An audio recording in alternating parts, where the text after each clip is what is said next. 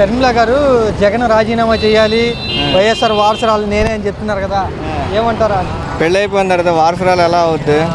సరే పెళ్ళి అయింది, ఆల్రెడీ పెళ్ళి అవ్వకుండా అయితే వారసురాలు, పెళ్ళి అయిన తర్వాత వాళ్ళ అన్నయ్య వారసుడు అవుతాడు. కానీ అంటే రాజకీయం ఎలా చేస్తున్నారు ప్రస్తుతం షర్మిల గారు కాంగ్రెస్ పార్టీలో ఉండి అంటే ఏమంటారు? ముందేమో తెలంగాణ అన్నారు, తర్వాత ఏమో ఇప్పుడు మళ్ళీ ఆంధ్రాకి వచ్చారు. తెలంగాణలో పార్టీ, ఆంధ్రాకి వచ్చాక కాంగ్రెస్లోకి వెళ్ళారు. మరి అది ఎంతవరకు ఉంటారో తెలియదు, మరి అది ఆవిడకే తెలియాలి.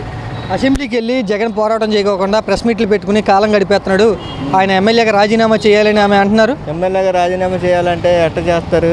ఎమ్మెల్యే గెలిచాక వాళ్ళ ఏరియాకి ఆయన ఎదురు చేయాలి కదా. రాజీనామా చేస్తే ఏం చేస్తాడు ఆయన?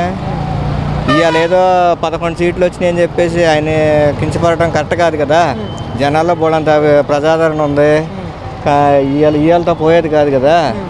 మరి రేపొద్దున ఏళ్ళే ఉంటారని గ్యారెంటీ ఏంటి? ఉన్నవాళ్ళు ఇప్పుడు రేపొద్దున ఆయన రావచ్చు, ఇంకోళ్ళు రావచ్చు. అలానే మనం ఆయన తప్పు పట్టకూడదు కదా. వైఎస్ఆర్ లాగా అసెంబ్లీకి వెళ్ళి పోరాటం చేయలేకపోతున్నాడు జగన్మోహన్ రెడ్డి అని విమర్శిస్తున్నారు ఆమె. ఉన్నది ఒక్కడ అయిపోయాడు, అక్కడ 4 అయ్యారు. మరి ఈవిడ కూడా వెళ్ళి అందులో మాట్లాడుతుంది. మరి ఏం చేస్తాడు ఆయన మాత్రం అక్కడ?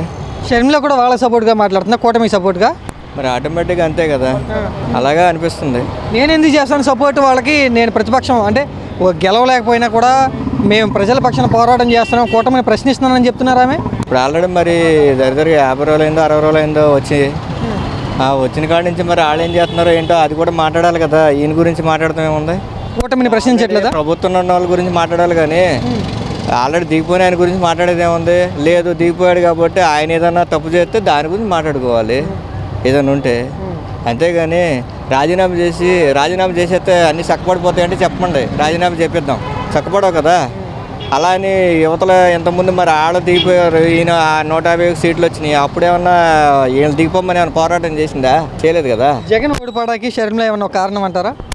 అలా నేను అనుకోవట్లేదు. ఏదో సంథింగ్ ప్రాబ్లం జరిగింది. 11 సీట్లు అయితే రావు, పక్కాగా 50-60 అయినా రావాలి. ఏం జరిగిందో తెలియదా, భగవంతుడిగా తెలియాలి అంతే. వారసత్వం నిలబెట్టాలన్నా నడపాలన్నా కూడా అది షర్మిల వల్లే అవుతుందంటూ కొంతమంది అంటున్నారు. మరి ఆల్రెడీ జగన్కి 40% ఉంది, ఆవిడకి ఎంత పర్సెంట్ ఉందో ఒకసారి వెనక చూసుకోమనండి. మొన్న నిలబడ్డారు కదా, ఏం పడినాయో ఏంటో ఆవిడకి తెలిసిద్ది కదా. అది ఏదన్నా కానీ ఏదైనా ఉంటే సమస్య ఉంటే ఇంట్లో ఉంటే వాళ్ళు మాట్లాడుకోవాలి, కానీ బయటకు వచ్చి ఇలాగా చేస్తే ఏమవుతుంది? ఏమవుతుంది కదా. ఇప్పుడు ఇద్దరు వేరు పార్టీలో ఉన్నారు, అందుకని విమర్శలు చేస్తున్నారు అనుకోవచ్చా? మరి అంతేగా. ఇప్పుడు ఆవిడ ఈ పార్టీలో ఉంటే వేరుగా ఉండేదేమో. జగన్కి నష్టమని అంటారా ఇలా షర్మిల విమర్శలు చేయటం? ఈ మాటలు అంత తొందరగా ఎవరు నమ్మేవాళ్ళు ఎవరు లేరు కదా. ఎందుకు నమ్ముతారు? పేదోడు అన్నవాడికి చేశాడు ఆయన, ఉన్నవాడిని చేయలేదనే కదా వాళ్ళ కోపం. వైఎస్ఆర్ అభిమానులు షర్మిల వైపు వెళ్ళిపోతున్నారు అని వార్త వస్తుంది, నిజమేనంటారా? అది వాళ్ళ భ్రమ అంతే, అంతేనంటారా? ఏముండదు.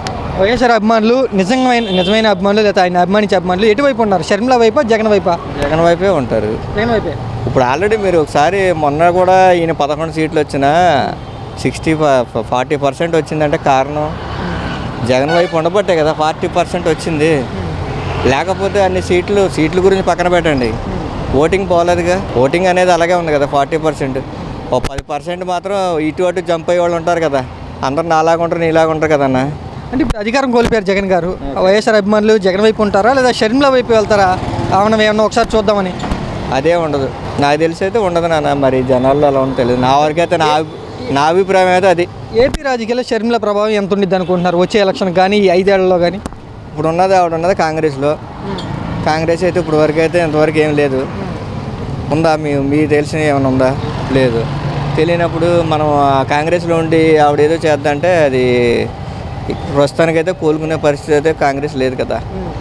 ఉంటే పోటాపోటీగా ఇటు వైఎస్ఆర్, ఇటు తెలుగుదేశం కూటమి.